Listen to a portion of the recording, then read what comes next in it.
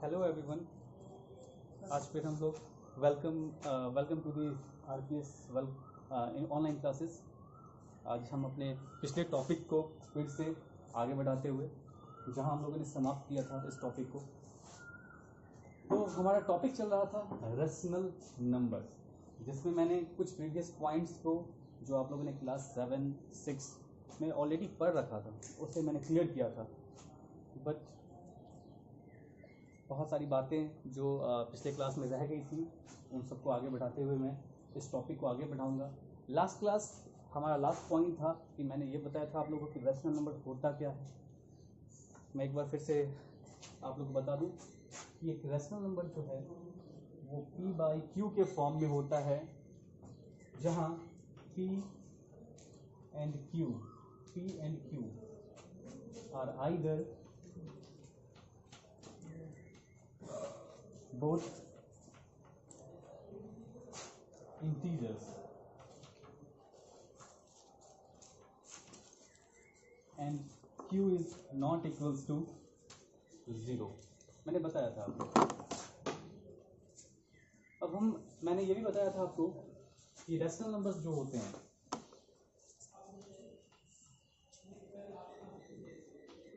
उसके दो कैटेगरीज के बारे में बताया था, एक पॉजिटिव रैशनल नंबर और नेगेटिव रैशनल नंबर।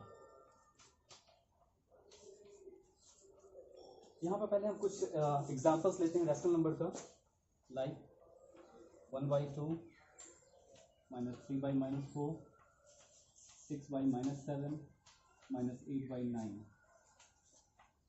0/1 1/0। एक क्वेश्चन है मेरा कि यहाँ क्या जो भी मैंने एग्जांपल्स लिखा है क्या ये सभी रैशनल नंबर हैं? तो इस बातों को समझने के लिए हमें ये रैशनल नंबर का जो फॉर्म है, जो क्राइटेरियाज है, उसे देखना होगा। तो यहाँ मैंने लिखा है कि P and Q are either both integers. यहाँ दोनों इंटीजर्स हैं तो ये रैशनल नंबर होगा। यहाँ पर भी होगा क्योंकि दोनों ही इंटीजर्स हैं, यहाँ पर भी होगा, बोथ इंटीजर्स हैं, यहाँ भी होगा। तो हम लोगों ने देखा कि हर जगह इंटीजर्स दोनों ही पार्ट्स में है, इसलिए ये सभी रैशनल नंबर हैं। लेकिन यहाँ एक क्राइटेरिया दिया गया है कि Q is not equals to 0, तो इसलिए ये हमारा रैशनल नंबर नहीं होगा, क्योंकि यह नंबर जो है वो अनडिफाइंड रह गया। हालांकि मैंने ये सब बातें क्लियर की थी, बट हाँ कुछ इसके साथ जोड़ने के लिए इस टॉपिक को फिर से लेके चलना ज़रूरी था, इसलिए मैं साथ में आया हूँ।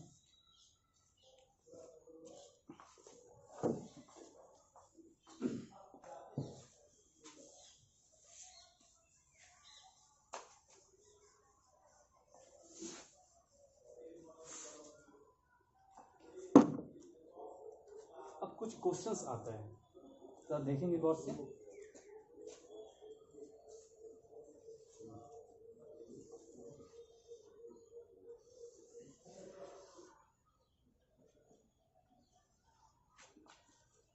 यहाँ देखिएगा, जस्ट मिनट।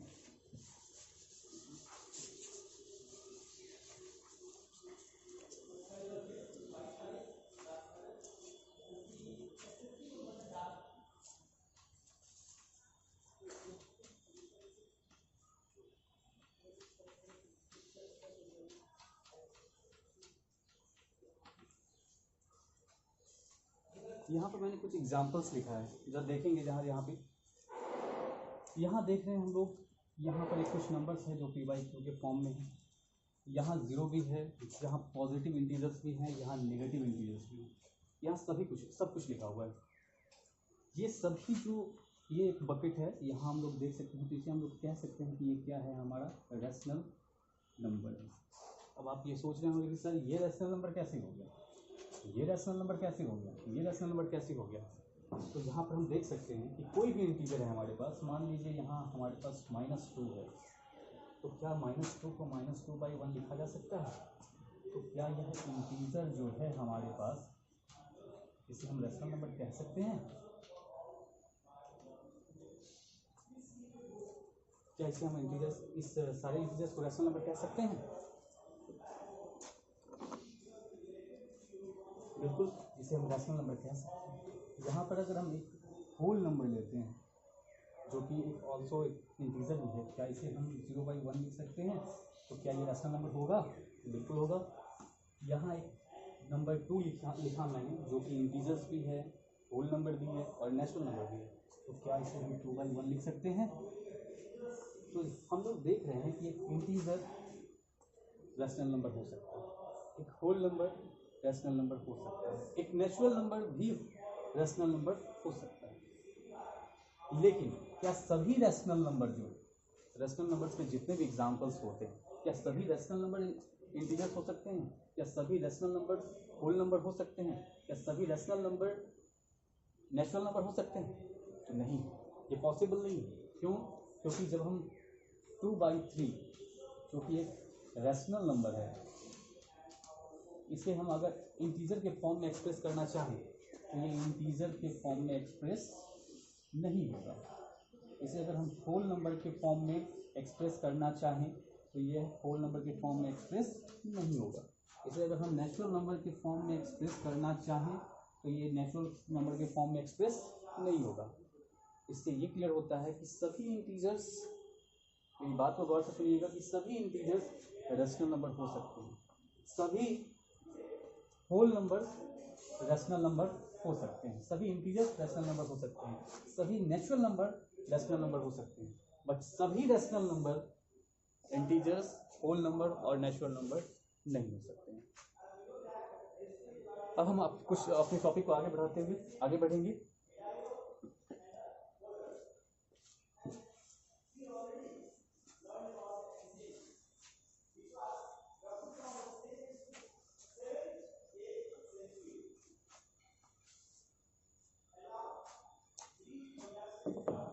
यहाँ हम लोग ने जान लिया कि रैशनल नंबर होता क्या है, पॉजिटिव रैशनल नंबर्स क्या होते हैं, नेगेटिव रैशनल नंबर्स क्या होते हैं। साथ ही साथ हम लोगों ने देखा कि क्या सभी रैशनल नंबर इंटीजर्स हो सकते हैं, सभी रैशनल नंबर होल नंबर हो सकते हैं, सभी रैशनल नंबर नेचुरल नंबर हो सकते हैं या नहीं। इन सभी क्वेश्चंस का आंसर हमें मिल गया। आप मेरी बात को गौर से सुनेंगे, आपके चैप्टर का कोई भी क्वेश्चन अधूरा नहीं रहेगा। चलिए, अब हम कुछ प्रॉपर्टीज रैशनल नंबर्स की हैं जो मैं आपके सामने एक्सप्रेस करूंगा।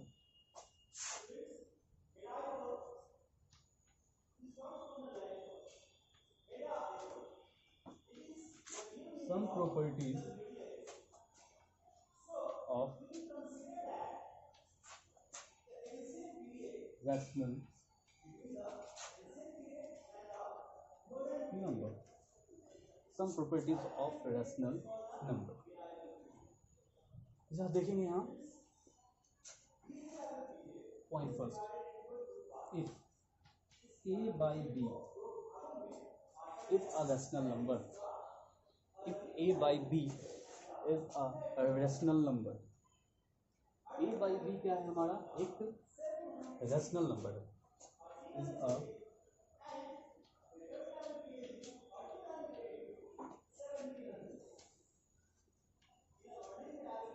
if a by b is a rational number and if a by b is a rational number and m is a non-zero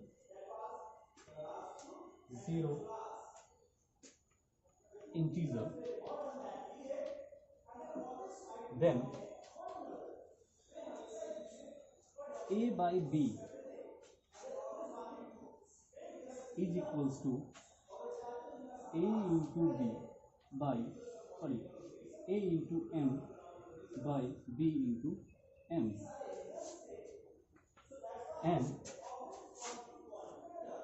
such rational numbers called equivalent rational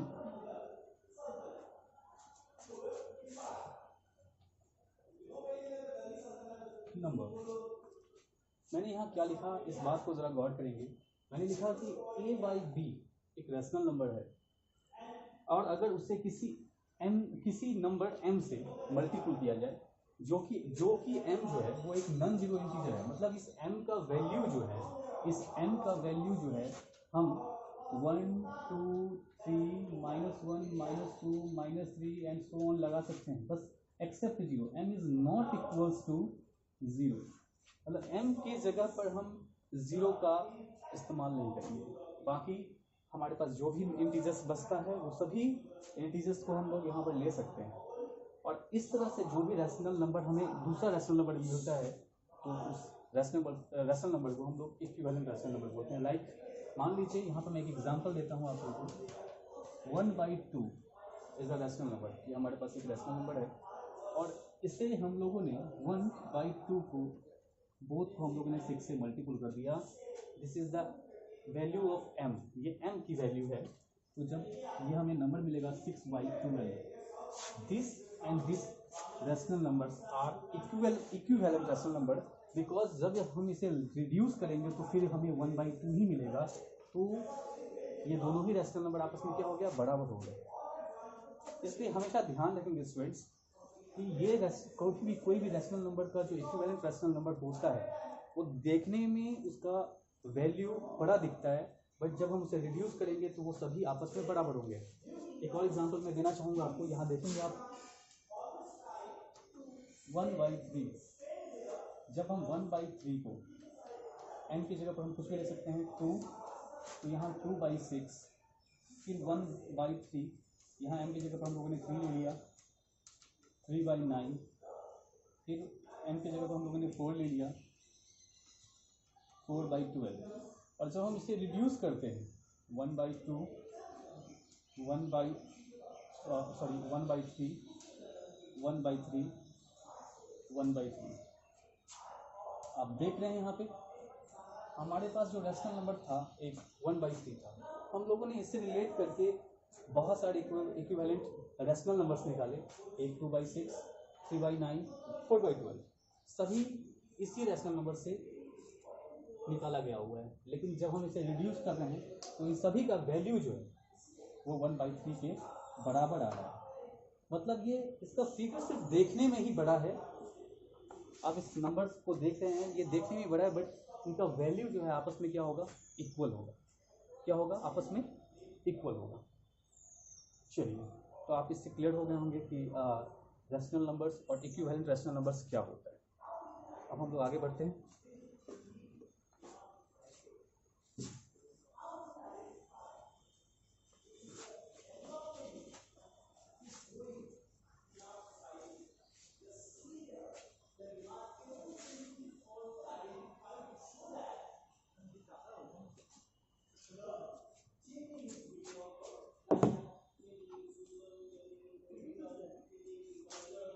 second point, मैंने sum property लिखा था, तो यहाँ हमारा second point है।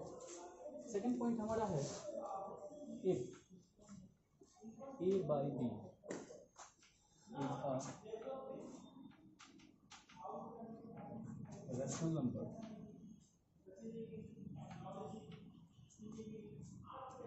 and m is a common divisor,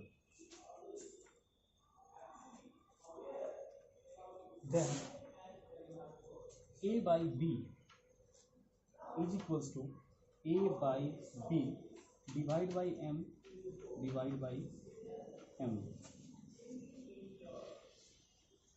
मैं कहना ये चाह रहा हूँ कि हमारे पास एक रैशनल नंबर है a/b, अगर उसका कॉमन डिवीजर m है तो इससे जो हमें रैशनल नंबर मिलेगा, सच रैशनल नंबर आर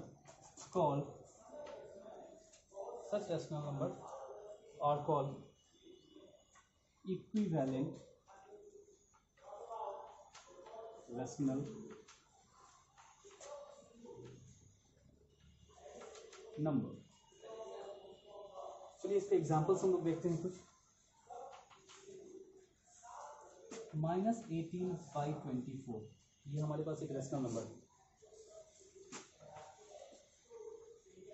-18/24। जब हम इसका कॉमन डिवीजन निकालते हैं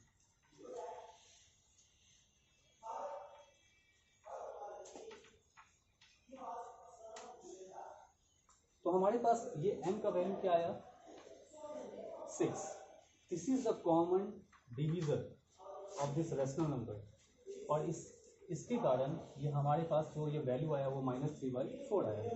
this is the equivalent to this number because जब हम इस नंबर को भी डायरेक्टली रिड्यूस करते तो ये हमारे पास ये 24 आता। तो ये दोनों ही वैल्यू आपस में क्या हो गई, जहाँ पर देखने में ही ये नंबर जो है वो हमारा फिगर वाइज बड़ा दिखेगा, बट जब हम इसके वैल्यू को देखेंगे तो दोनों ही आपस में इक्वल दिखेगा, दोनों ही आपस में इक्वल दिखेगा।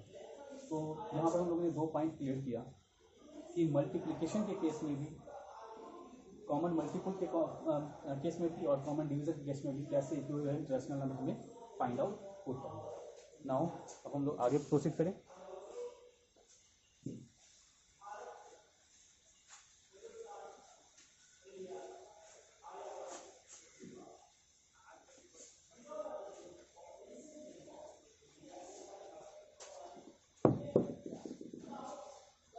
ये थर्ड पॉइंट, मैंने 3 पॉइंट की बात जिक्र किया था, मैंने 2 पॉइंट्स क्लियर किया है। ये थर्ड पॉइंट है हमारा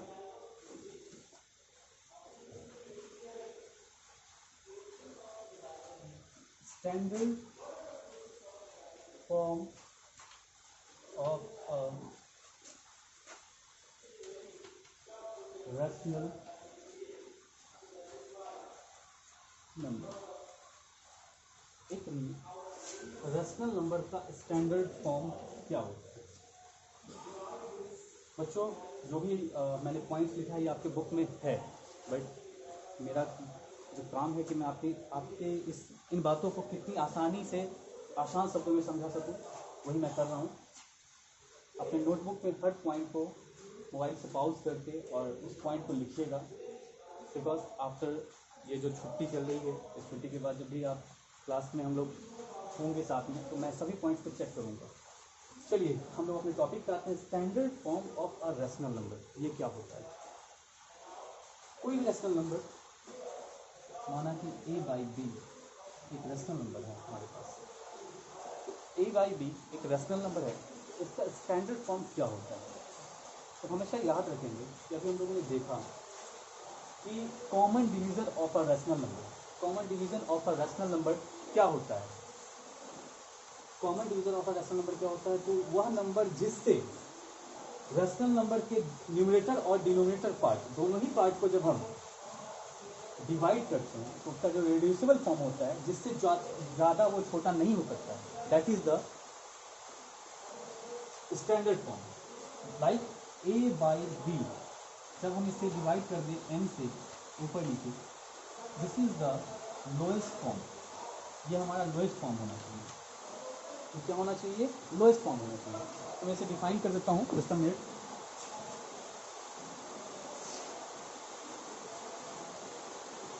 A rational number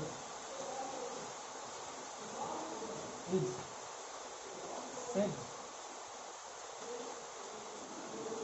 to be in standard form when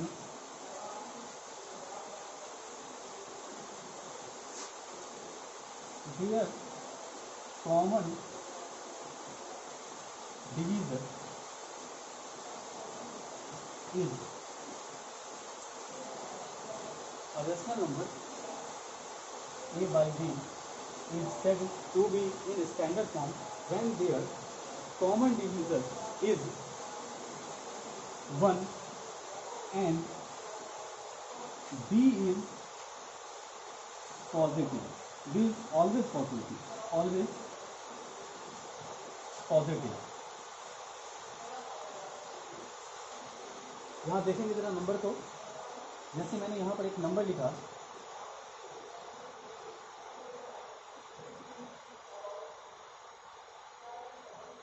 12/-36, 12/-36, तो क्या ये स्टैंडर्ड फॉर्म में है?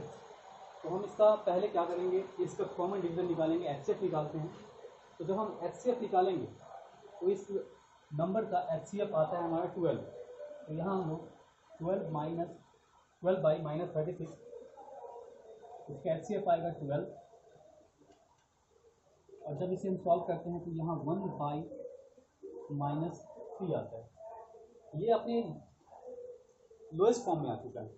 तो हम लोगों ने एक क्राइटेरिया फुलफिल कर दिया कि कॉमन डिवीज़र इज 1। अब क्योंकि अब अगर हम इस दोनों का ही ए और बी दोनों का ही अगर हम HCF निकालते हैं तो 1 आता है, इसलिए कॉमन डिवीज़र 1 आ चुका है।